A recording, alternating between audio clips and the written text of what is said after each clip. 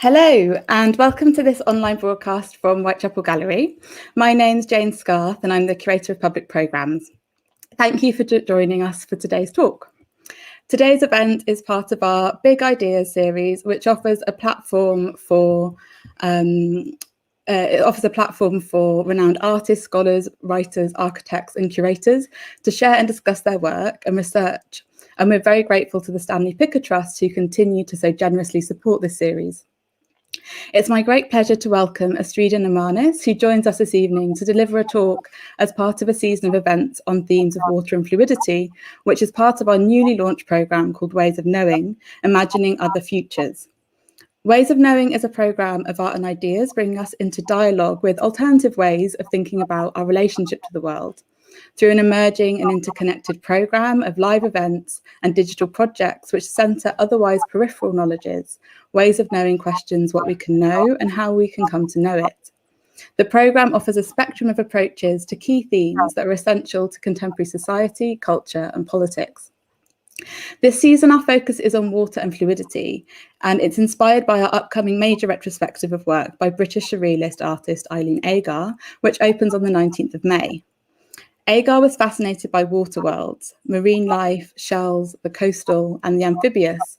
So this series of events invites artists and thinkers who investigate contemporary fluidities and new imaginations of water at a moment when our human relationship to it is arguably at its most strained. I'm delighted to introduce our speaker tonight, Astrida Neimanis, who is a writer and cultural theorist working at the intersection of feminism and environmental change.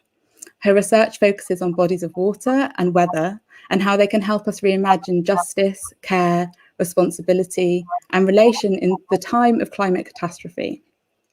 Her most recent book, Bodies of Water, Post-Human Feminist Phenomenology, is a call for humans to examine our relationship to oceans, watersheds, and other aquatic life forms from the perspective of our own primarily watery bodies and our ecological, poetic, and political connections to other bodies of water. Her work has been featured at the Shanghai Biennale, Riga Biennale, and the Lofoten Biennale, as part of many other artistic, academic, and community events and publications. Astrida recently joined the University of British Columbia, Okanagan, on unceded Syilx and Okanagan lands in Kelowna, Canada. Thank you so much, Astrida, for accepting our invitation to speak as part of this series. We're delighted that you're joining us today to share your ideas and contribute to the programme, which is very much inspired by your work and thinking. Before we begin, I'd like to mention that throughout the pandemic, we've moved our live events programme online, and it's been wonderful to continue to share a vibrant programme of arts and ideas digitally. While we offer these online events free of charge, we do rely on the generosity of your donations to secure our future. So please consider making a donation by following a link which will be posted in the chat shortly. I'll now hand over to Astrida, who will present the talk for around 30 minutes, which is followed by a Q&A that I'll host and include questions from the audience. So please share those on the live chat function available on YouTube. Now, without further delay, please join me in welcoming Astrida. Thank you so much, Jane. So before I begin, I would like to acknowledge that I am broadcasting to you today from the unceded Syilx lands of the Okanagan and Syilx people here in British Columbia. I wish you could see the beautiful mountains and lake outside my window rather than this awful background behind me. But I do want to acknowledge and express my gratitude to the Syilx people for maintaining this beautiful space since time immemorial as a place where I now live and work. And thank you also to Jane and to Whitechapel Gallery and the Big Ideas program for this incredible invitation. When I was invited to give this talk, I admit that I didn't know that much about Eileen Agar's work. I accepted anyways. I assumed there was a reason, that Jane had found some resonance between the show, this public program, and my writing. And of course, this was borne out. I learned of Agar's beachcombing, her preoccupations with marine life. I read that Agar was sometimes known as the surrealist of the sea. But as I began to dig deeper, I admit to a small panic. How could anything that I might conjure resonate with the life of a daughter of an heiress, an acquaintance once removed from painters like Renoir and Bonnard and Monet, a woman of the salons of London and Paris, whose studio furniture is now housed in the V&A? I felt very much out of my element, my own watery element that is mostly steeped in thinking about trauma of climate catastrophe, the question of environmental justice, and an interest in what humble acts of imagination can do to help us look these things in the eye. Still looking for connection, though, I read more about Agar's practice and paid more close attention to her works, discovering how she would gather objects from the shoreline. I thought about what it takes to shore ourselves and our communities up against the world. I thought about what we surround ourselves with to lend support. What do we collect in the wake of catastrophe, or perhaps in anticipation of it, two states that might very well be simultaneous? I wondered, how can we be in good relation to those who are here in the wake with us? I thought about Agar's belief that the surreal is formed not in dreams, but in the natural world around us. I wondered about how she was changed by the seaside rocks, those geomorphologies she claimed were witnesses to events folding over long stretches of time. And I pictured her, or perhaps more truthfully, someone who was not quite her, but a collage of her and other hers, surrounded by lifetimes of wreck, toes in the sand, looking out to the sea. And I imagined a line from Daisy Lafarge's poem, which was composed specifically for this upcoming show's catalog, where Lafarge writes, quote, "The wreckage was becoming a reef." Or in its repeated variation later in the poem, "The wreckage was becoming relief." And this is the story, a collage of various other stories already set adrift, that emerges. So now I'm going to tell you this story.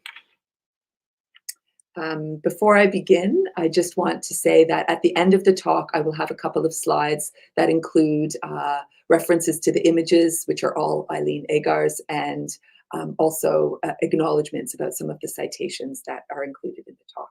So that will be at the end. Part 1, in the rack zone. Like others, whether physically or figuratively, she was on the edge. In this case, she was at the edge of the sea, toes buried in sand. In front of her, the feral logs were turning, lolling in the ecotone between ocean and solid ground.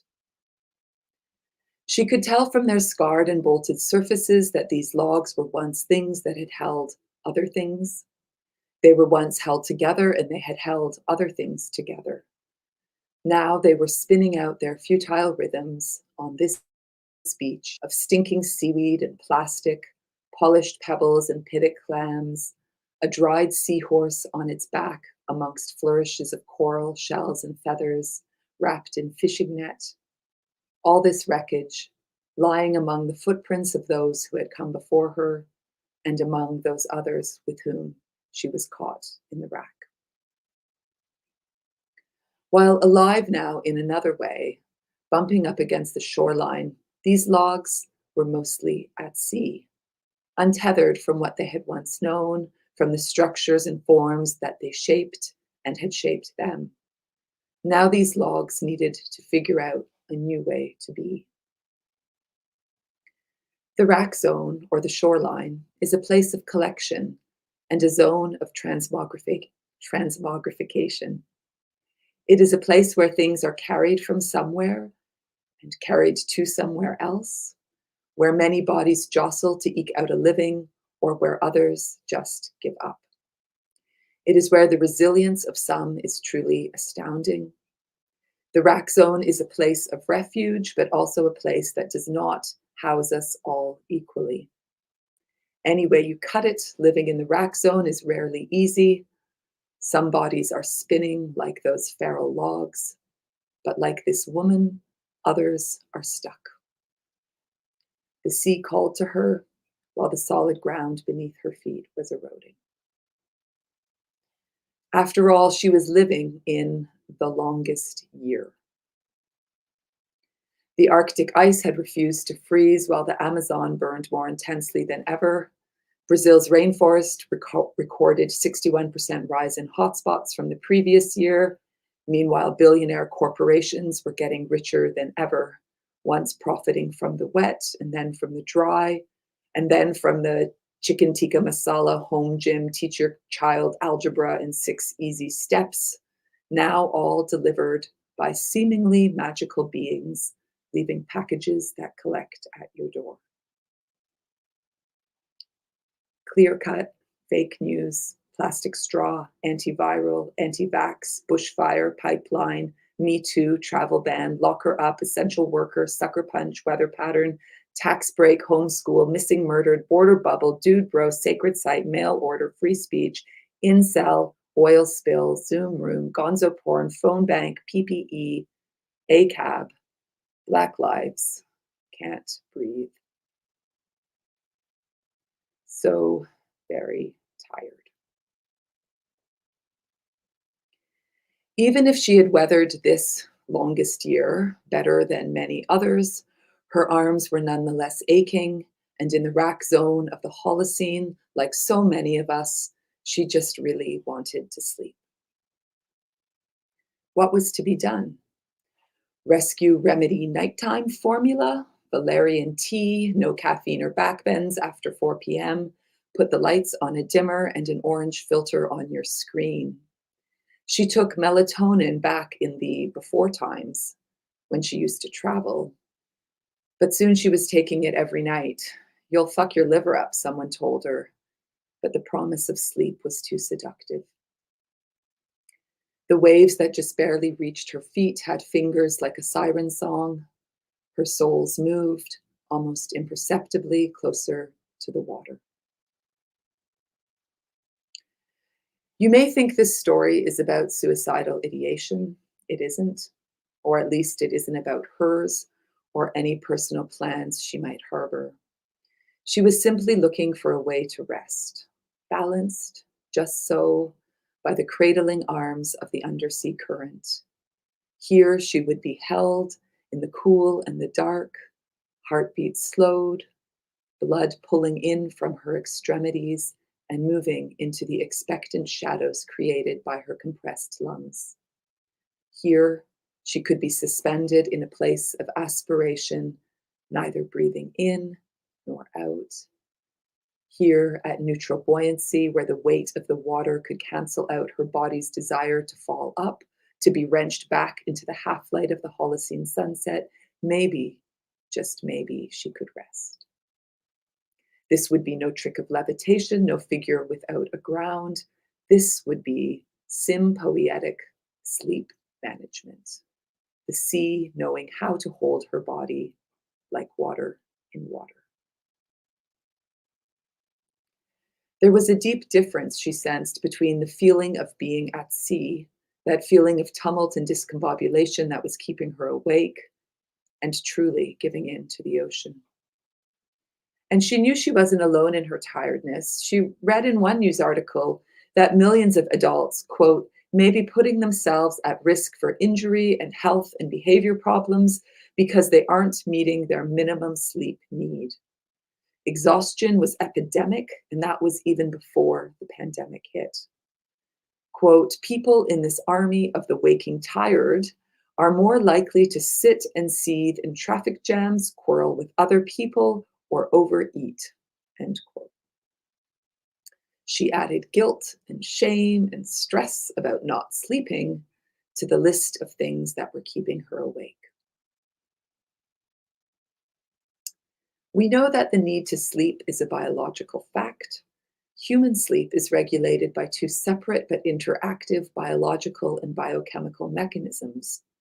First, by our circadian rhythm, whereby our internal processes and alertness levels are managed by an internal biological clock.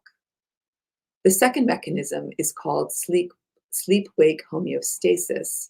Here, an internal biochemical system operates as a kind of timer or counter that intuitively drives our desire to sleep and regulates sleep intensity. This two-process model of sleep-wake regulation, first proposed by Swiss sleep scientist Alexander Borbély in the 1980s, those days of 24-hour party people, can be partly accounted for by individual genetics. But our ability to slumber is also affected by food, drugs, the temperature around us, what we eat, when we eat, naps, stress, exercise, daily schedules, alarm clocks, and other distress signals. So this makes sleeplessness also an embodied cultural phenomenon. As such, it is unevenly distributed both in degree and in kind. Insomnia, or the inability to sleep among the white and wealthy classes, is directly connected to the rise of mercantile economies and the desires they bred for commodities like coffee and sugar. Insomnia, we therefore learn, emerges out of the Middle Passage and is built literally on the backs of slaves. More recently, this kind of sleeplessness has become sutured to globalized grind cultures aided and abetted by ever-waking telecommunications. Sleep, declared Margaret Thatcher as the 20th century hurtled towards the new millennium, was for wimps. Wasting time was morally suspect, and whether in the name of God or country or capitalism, idleness was increasingly maligned. Everything pays dividends except dreaming, artist Louise Bourgeois once said, perhaps glancing up from her own insomnia doodles.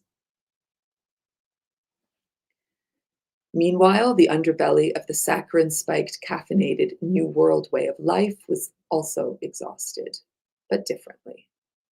The overwork and the never sleep of Black and Brown people is the flip side of that sugar high.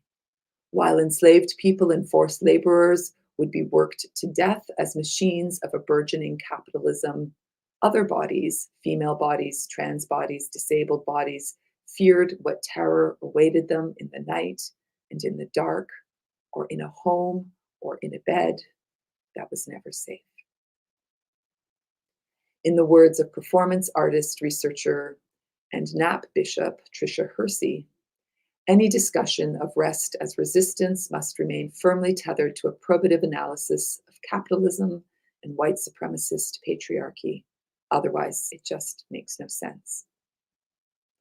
So while it may be so that everybody needs to rest, grind culture is unevenly distributed and something for which we all hold different historical accountabilities, different debts that still need to be repaid. So I wonder, what will it take for us to rest as an act also of responsibility and justice? So that woman on the beach, her fatigue was both deeply personal, but also structural. Her heavy eyelids rose to meet the horizon. The barely perceptible fluke of a whale flickered in the corner of her vision. Over there, a container ship sat on the surface like an apartment complex, tottering on a dodgy foundation. But below the waves, gravity was working differently and queer energies circulated. Her toes stretched out against the wet sand. What kinds of refuge might the undersea offer, she wondered. What would happen if she succumbed to the feeling of tetherlessness, letting go of any solidity she was clinging to and giving herself over to the sea?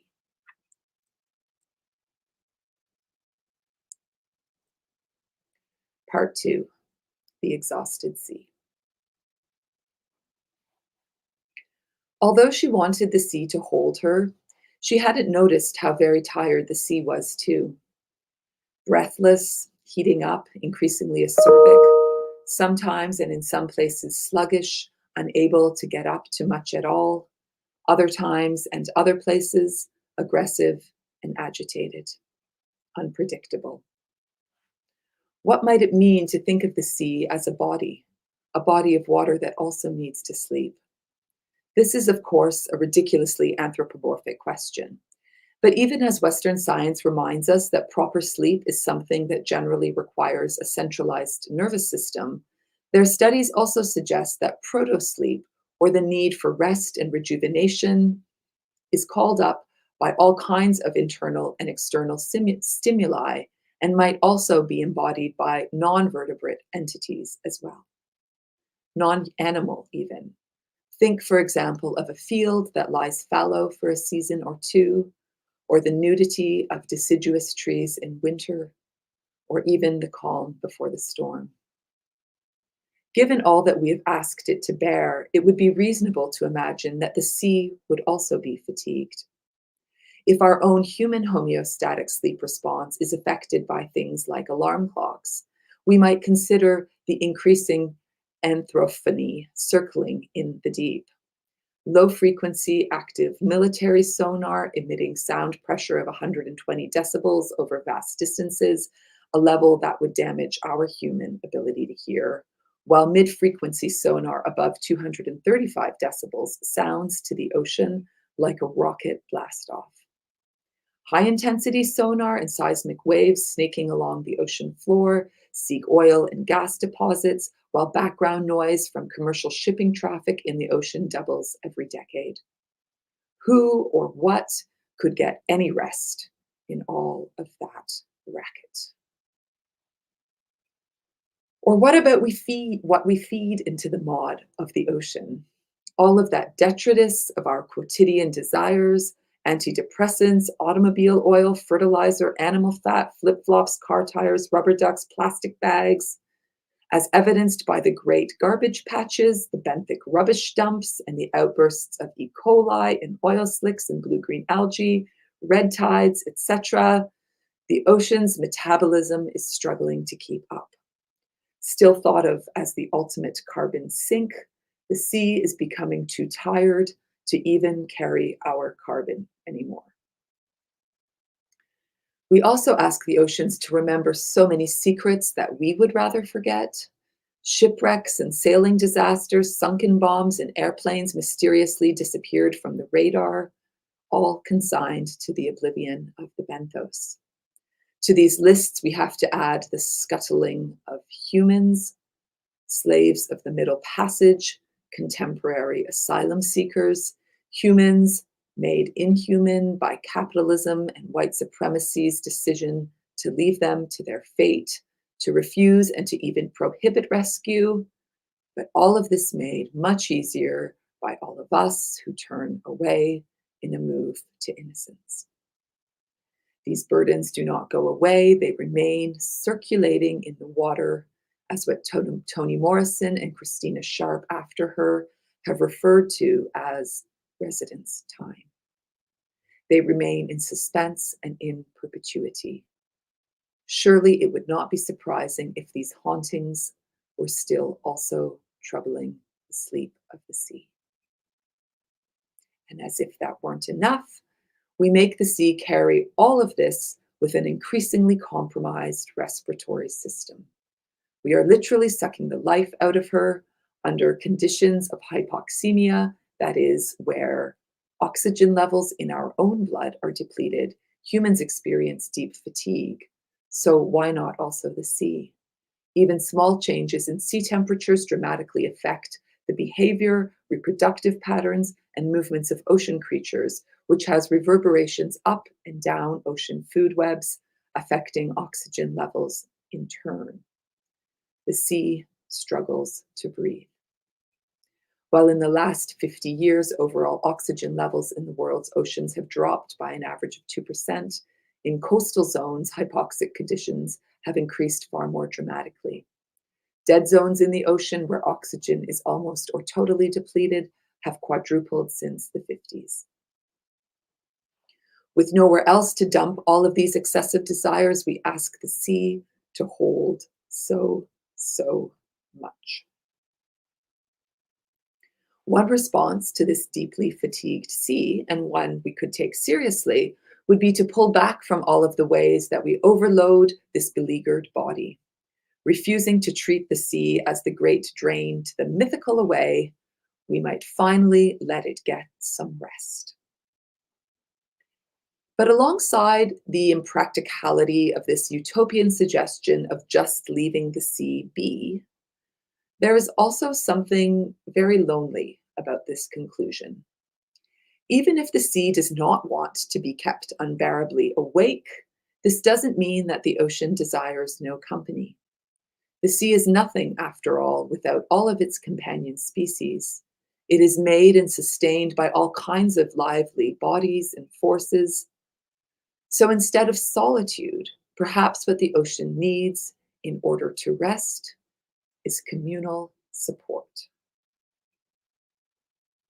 She, that woman, she just wanted the sea to hold her.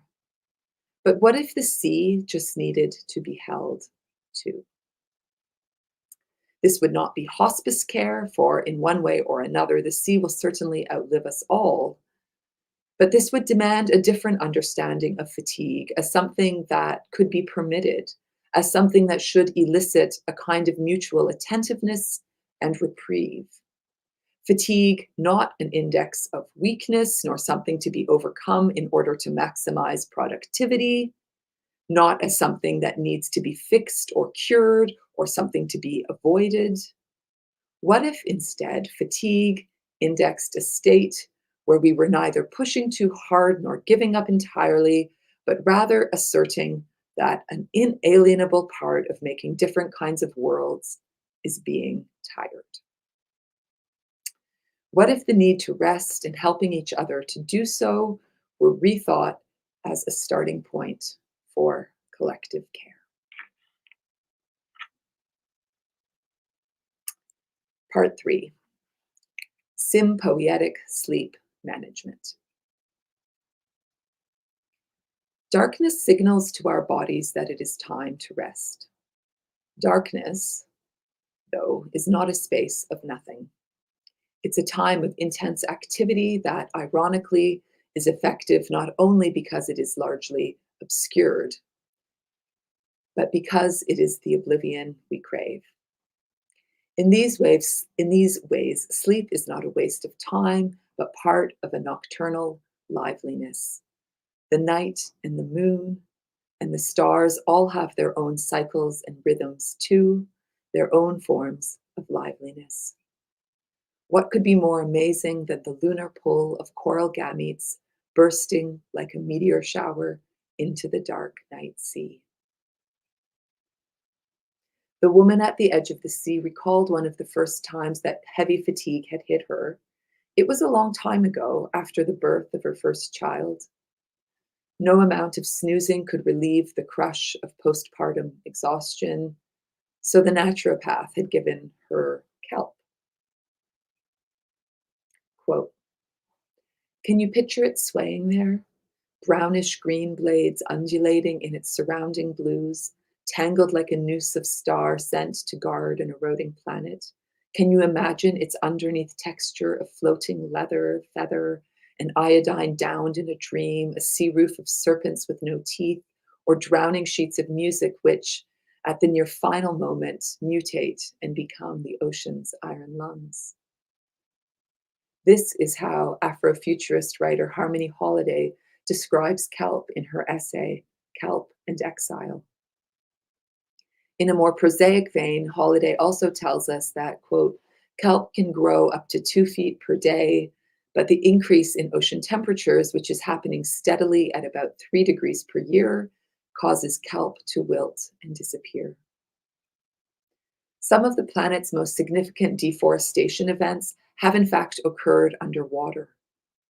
Off the east coast of Tasmania, 95% of the giant kelp forests that once dominated those seas have disappeared in the past few decades. In Western Australia, a particularly hot ocean between 2010 and 2013 wiped out 100 kilometers of kelp forest.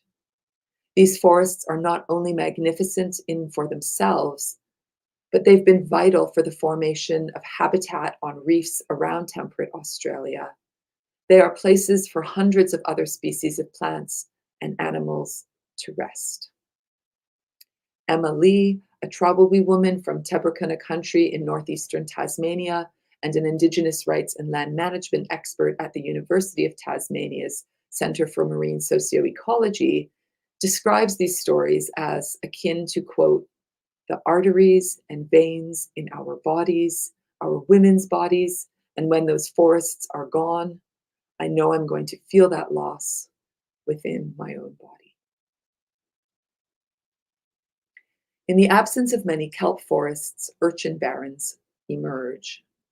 Writing about the disappearing kelp in coastal California, Harmony Holiday describes these barrens as accumulations of grotesque amounts of sea urchins where the kelp would have been. The urchins, quote, eat the dying kelp as if they are proliferating desperately in a rallying, relaying effort to inspire the kelp population to match their speed. It is exhausting just reading that. As Holiday herself later notes, though, we can hardly blame the urchins. The urchins would themselves be checked and eaten by otters if otters hadn't been hunted by humans to near extinction, she writes. The otters, too, it seems, are trying to muster up the energy to keep on keeping on. That otter, too, needs to rest. Having spun its densely furred flesh at the ocean's surface, the sea otter slumbers on its back, embraced by a giant kelp frond, vegetable tentacle tethered to the seafloor to keep the otter from floating away.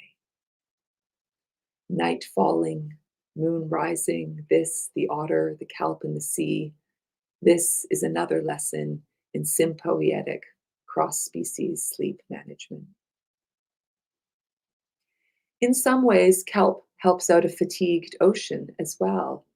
As the planet's best organic source of iodine, kelp helps stave off the damage of radiation. In Holiday's words, kelp is thus a key player in this symbiotic and always fluctuating relationship between hormone health, metabolism, and light waves. Protecting us from bad light, she writes, it can help temper some of the distressed radiance of our machine age. But what supports the kelp? Pollution, warming oceans, poorly treated sewage. The undersea forests are being pummeled by all of these, we heard. Off the coast of Sydney, though, in places like Little Bay and Coogee Beach, Dr. Adriana Vergas and her colleagues at Operation Crayweed have attached biodegradable mesh substrates where this vital species of forest can regenerate. In many places, these seagrasses now flourish again. Multi-species sympoesis can also be cyborg. In other words, no body of water, not even the ocean, can go it alone. If imagining the sea as a body, however anthropomorphized, can help us understand its fatigue, what might it mean for us to imagine ourselves, our human bodies of water, as more oceanic? What if we understood ourselves as whole ecologies made up of component bodies and supporting systems? What if the borders of our sovereign selves were to be partially dissolved? This is not only an ontological question of what a body is, or even of what a body can do, it is a question of collective care.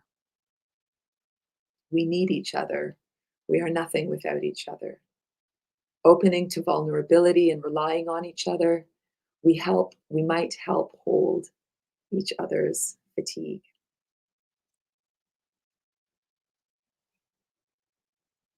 Part 4. Hold on, or the wreckage becoming a reef. The sun has set, the beach darkens. This has the almost synesthetic effect of turning up the volume of the spinning logs and the waves. The world is always louder in the dark, the contours of one's own body becoming softer, more permeable. To be alive as bodies of water in these times is exhausting. Some of us might feel tetherless, with nowhere to hold on to, with nothing to hold us back. We might feel set adrift in these increasingly hypoxic and plastic particulated seas. But what if tetherless was another way to say, get free? When Darwin was writing his theories of evolution, the origin stories of whales were still something of a mystery, although he did muse that a race of bears could have conceivably evolved into cetaceans. While his speculations were initially ridiculed, we now know that Darwin wasn't too far off. As one recent story tells us, the closest known relative to the whale was Indoeus, a fox-sized deer-like land mammal that didn't really like meat and rather spent long periods of time in the water, resting, in order to avoid becoming someone else's dinner.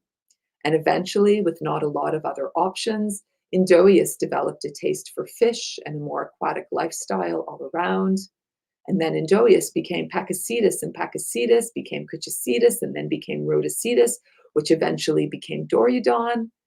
And the early land-dwelling whales soon learned to swim deeper. Their legs grew shorter. Their feet grew webbing. All of these bodies of water part of a genealogy in which walking and swimming whales lived side by side. And then the walkers died out, and about 40 million years ago, whales were thriving, tetherless, and at sea. She digs her toes deeper into the sand. She realizes she is not alone.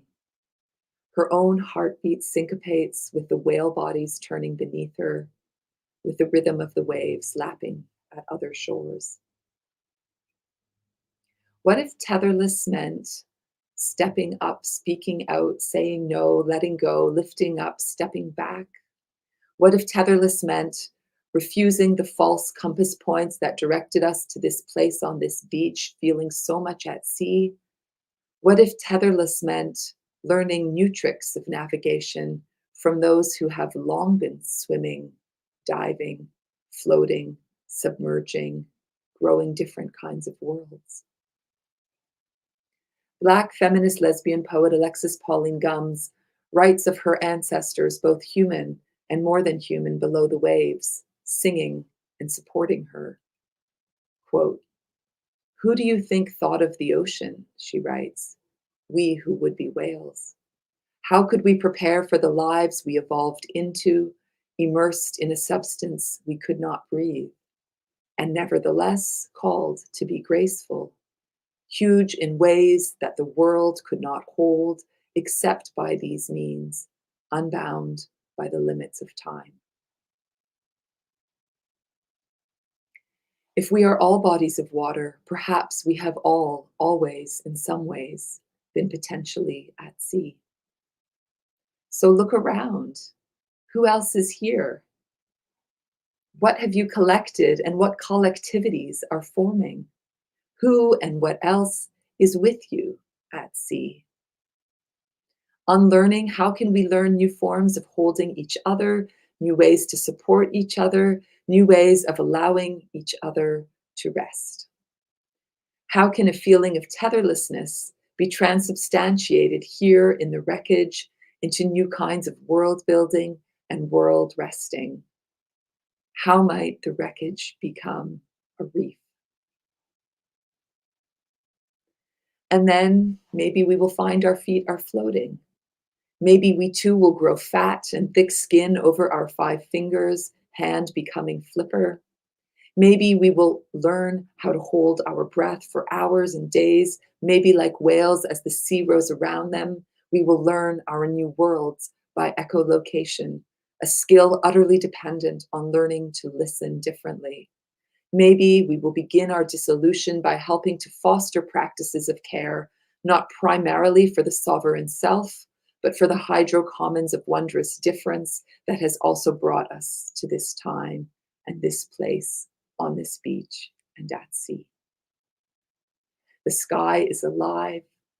The starlight spectral glow has its own kind of respiration, electrons breathing in the ultraviolet radiation of gamma Cassiopeia, but also exhaling hydrogen alpha radiation as energy that is glowing hot red. These celestial bodies are both unfathomably long ago and also now. As she wraps the ghostly nebular aura of stars around her, bathed in its eerie blue light, she understands that this too is a kind of holding.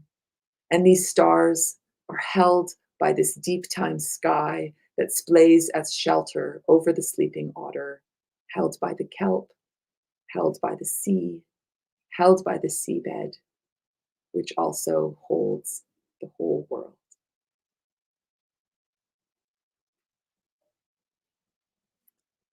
And here is a list of the images that you saw featured in this show.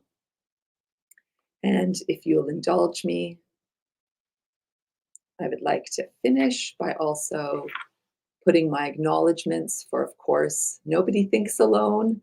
And I do want to, at least in writing, acknowledge all of the many artists and writers and poets and scientists who helped me think these thoughts.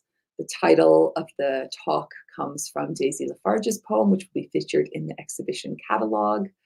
I also am citing there from the work of people like Tricia Hersey and Harmony Holiday, Adriana Vergès, Emma Lee, Alexis Pauline Gums, Toni Morrison, Christine Sharp, the Pittock Clam Collective, Eluned Sumner's Bremner's work on insomnia, the quote by Louise Bourgeois, everything pays dividends except dreaming. I actually can't find the source, but I've seen that written a few places, still looking. And lots of science about jellyfish sleep and human sleep, ocean pollution, contamination, star breathing, ocean carbon sinks, astronomy, and whale evolution. And just to note that versions of this talk have been previously featured at the Lofoten Biennale and at the Riga Biennale and at a talk for Art Hub Copenhagen last year. But I hope if you heard any of those previous talks that parsed through the work of Eileen Agar and that brilliant line by Daisy Lafarge, some of it resonates also differently. Thank you.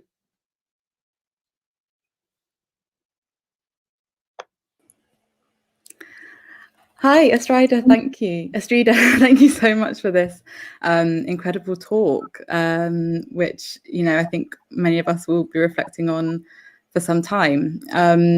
It took us on a poetic journey from the rack zones of the shoreline through exhaustion and care to evolution, deep time, and to the present. I have some questions or more sort of discussion areas that I'd love to reflect on with you. And we also have time for some audience questions. So now I'd like to encourage everyone again, if you're watching and would like to participate in the discussion, then please post any thoughts, comments, questions, anything in the chat, as we'd love to have your contributions as well. So Astrida, I think first I'd like to talk about going to the start of your talk and throughout it, the notion of borders and the rack zone as a kind of permeable boundary between the ocean and the land. And it's, for people that aren't familiar with that terminology, the rack zone is the area on the beach or the shore where the kind of matter and debris of the sea washes up. And in some ways, it is a boundary that potentially, like many boundaries and borders, is somehow kind of, imaginary. It's useful in creating or thinking about that separation, but it also breaks that down. And it made me also think about, later in your talk, you speak about what if the borders of our sovereign selves were to be partially dissolved, and the notion of both the boundary between the sea and the land, but between ourselves and the sea. And I think what I'd like to ask is if you can talk more about this notion of the rack zone and how you came to work with that as a device in your work and writing. Thank you so much, Jane. Lots to think about there. Let me just start from one end. So let me first acknowledge that this image of the rack zone came to me by being literally given to me. It was the theme of a conference that was held by the Association for Literature and Environment in Canada in 2018. The conference was held on Vancouver Island in Canada, and the theme of the conference was the rack zone. So in response to that, myself and Emily McGiffin, Sue Reed, Jennifer Hamilton, and Kate Sandilands, we convened a writing retreat right before the conference, where we did this experimental writing practice, trying to think with and through settler colonialism, environmental pollution in the context of this thing, the rack zone, while also being literally in a rack zone, writing along the beach. So that was where the image came from. And then, starting to think about the ethics of the rack zone, which I also cite at one point in the talk when I'm asking us to look around us and see who else is there with us. That is cited from some of the writing we did on that retreat. So it's like this image that was gifted to me, but that I have found to be an exceptionally fecund way of thinking with and furthering my sort of bodies of water project, which relates to your part of the question about dissolving the borders of the sovereign self. So, in bodies of water, I was trying to pay very close phenomenological attention to what it means to be a body of water, whether that's, a human or another animal or another kind of biological being or a meteorological being like a weather front or an ocean, a river. And when we sort of pay very close attention to how these bodies function, of course, there is no body that is completely permeable. Bodies of water can biologically exist, in fact, only because they are permeable to different degrees, right? And because water is in exchange between them. So at the level of the body, we can think of how the permeable border is in fact necessary for survival and growth and change and transformation. And then in the rack zone, that's another way to think about a border that is also, a zone of exchange and a zone of transformation. I noted in reading through some of the work about Eileen Agar in the exhibition catalog, this is also what she was thinking about, right? Wandering along the beach is thinking about how this zone is also a zone of transformation. Now, that's not to say all transformation is life-giving. Sometimes transformation is also deadly, and it's also, can be overwhelming. We can be swept out to sea. So I don't want to overly romanticize this. I just want us to take it seriously. What if we, start from the premise that these borders are permeable? How do we work with that instead of against that, and trying to shore up this myth that somehow we can put a border that can, definitively keep, other bodies in or out? And there we could talk, of course, about migration politics and viral, epidemiologies. We could, think about so many things that, continuously belie the myth of the impermeable border. Yeah, I think that's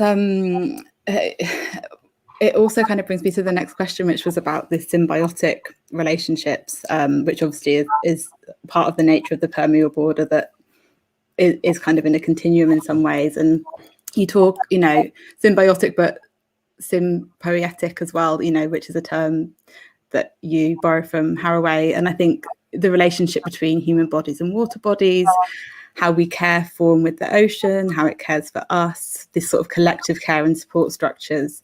And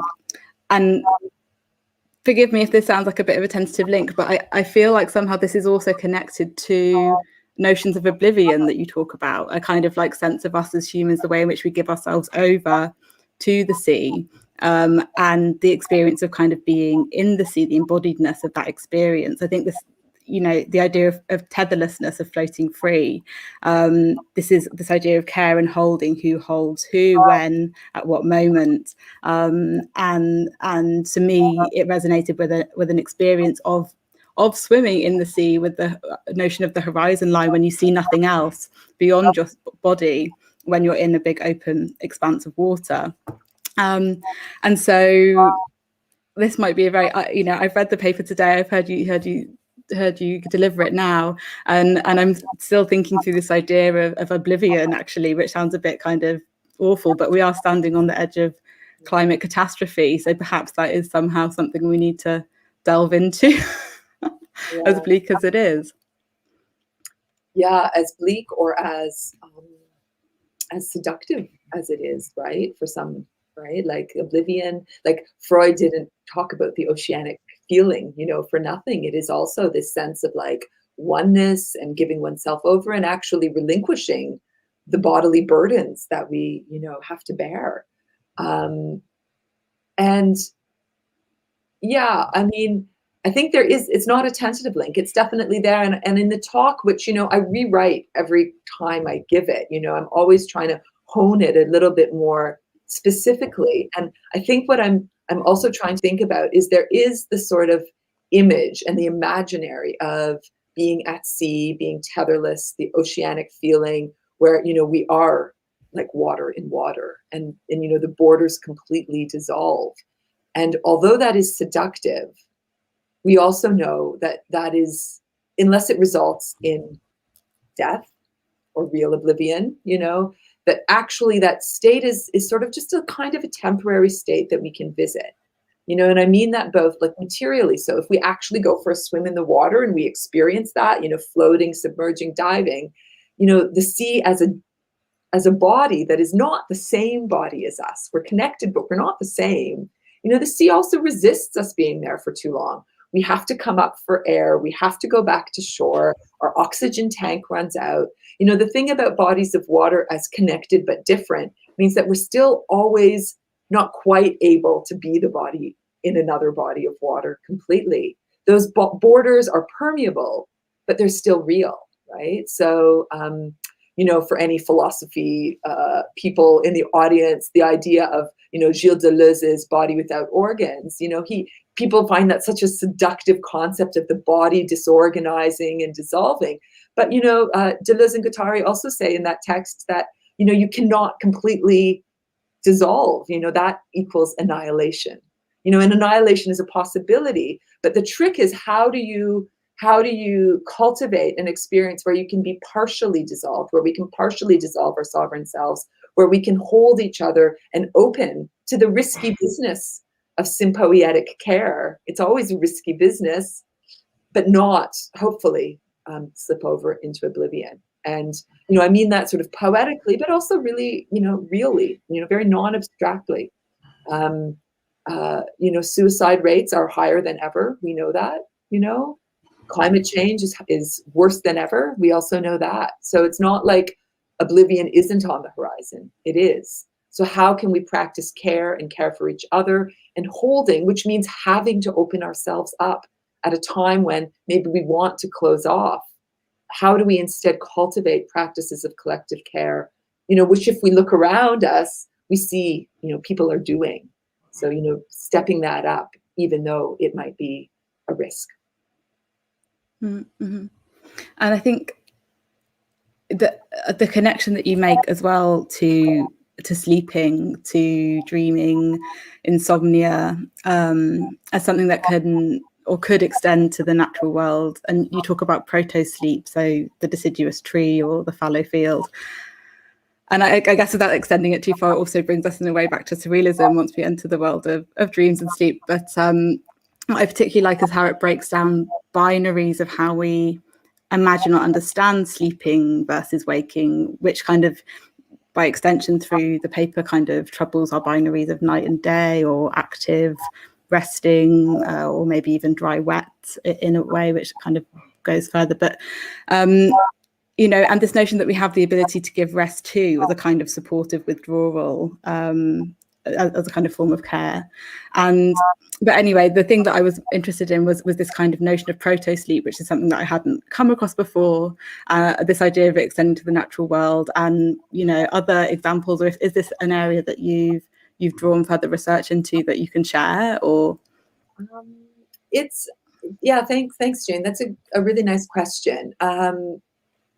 Look, I suppose it's a little bit kind of my method as a writer and someone who often does this thing where, I mean, you could call it a version of synesthesia or something else, where I'm interested in, like, as a phenomenologist, I'm interested in phenomena. And, you know, when you sort of break down a phenomena like sleep or resting to like what it essentially is or could be, how does that then actually make connections to other things that we never viewed in that light? So like in this talk, I'm thinking about sleep as something that humans in more than human worlds, you know, share in some kind of sense. If that means giving a body a chance to rest, rejuvenate, recuperate in order to be able to keep doing the thing that it does. Or in other places, though, I've thought about things like, you know, sex or queerness or like breathing, you know, like, you know, thinking about respiration as you know, that's a much more common thing right now to think about, you know, trees breathe and, you know, other kinds of non-humans breathe, but, you know, really sort of going with that is, what does it mean to breathe? What does it mean to sleep? What does it mean to desire? What does it mean to love, to hold, to care? Like all of these fundamental phenomena that sort of keep the world in all of its wondrous, you know, sympoesis functioning. You know, how does it both expand our understanding of that thing that we do, i.e. sleep, but also then open up a pathway for connecting more than human worlds that might potentially then lead to something like an environmental ethic or a sort of social and environmental justice practice. Thank you. I'm going to take a question from the chat because we've had a question here. How does language affect the construction of this border between humans and ocean, but also between other bodies of water, ocean, sea, river, stream, cloud, creek? So yeah, this question around language and construction of these notions and borders. Yeah, that's beautiful. I know we're running out of time. I could talk for hours, but I'll talk for a minute instead. Of course, as a writer, I'm very interested in the question of language. It's my tool. It's the thing I use. And of course, I think that, and not only I think, you know, there's plenty of excellent philosophy, but also scientific research on the languages that other non-human beings use to communicate. So bees and their leg rubbing dances, or trees that, you know, emit signals to each other, both above ground and below ground. You know, the work of philosophers like Vicky Kirby discusses, you know, that, you know, all matter has a language, you know, that communicates, and we as humans just sort of do language in a specific way, but, you know, all things have languages of their own. So I do think that language itself, like sleep or like desire, is something that, you know, all material bodies have, but then it's a question of how much of that is translatable and communicable. And, you know, like water, I would think that language is something that through my, you know, wrangling and wrestling with finding the right turn of phrase, I can somehow reach into and connect with other bodies, you know, maybe more than human bodies. Like poetry is a way to connect with an ocean or a lake, but it doesn't mean that I could ever flawlessly and masterfully understand what the ocean is speaking to me, or understand the song of the whale, or the, you know, the language of the trees. I may be able to access that with deep attention and, you know, attentive practice and slowing down and learning and all of those things. But will I ever be able to master that? No. And I think that's where, again, we have a permeable border that is about connection, but not assimilation or mastery. Do you have time for one more question? Yeah.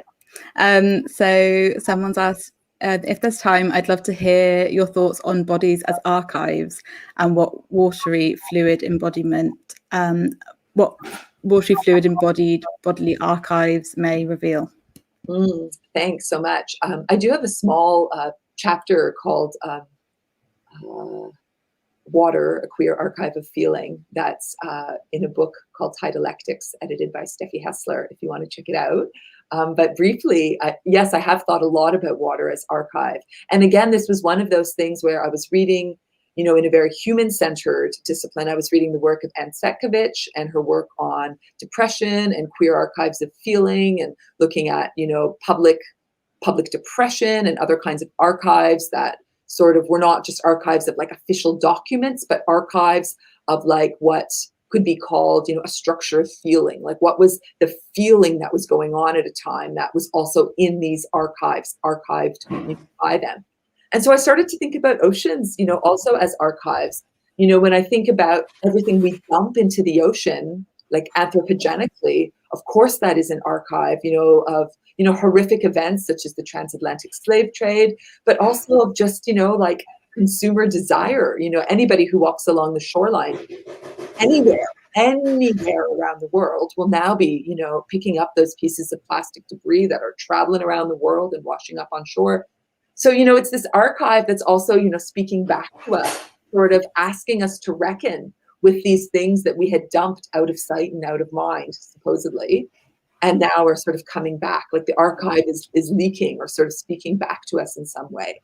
I think that, that's also like a material and a scientific understanding of the ocean as an archive, but also there's like an imaginative or poetic or artistic way in which I think that we also, through time, many cultures have thought about water and oceans as archives of feeling, as, sites of connection where we can sort of metabolize, digest, and come to know our own emotional states and feelings and affects, relationships, differently. It's sort of like a way to sort of process and safeguard those things as well. So thanks for the question. That's the subject of a whole other talk. Well, thank you so much, Astrida. It's been really a pleasure to host you for your talk this evening, and it's been a really great way towards the beginning of this series to start our thinking. And yeah, so it's just a huge thank you to you. Before we go, I just would like to briefly signpost the next event in the programme, which is in 2 weeks' time, on the 6th of May, curated by Gareth Evans, our adjunct film curator. And it's a screening and discussion of 2 new artists' feature-length films, Joshua Bonetta's The Two Sites and Hugh Wall's The Republics. And both of these films engage in multi-sensory ways with the wetlands of the Outer Hebrides in Scotland. So please join us for that event in 2 weeks. But for now, huge thank you, Astrida Neimanis. It's been a pleasure to have you here. And good night to everyone else.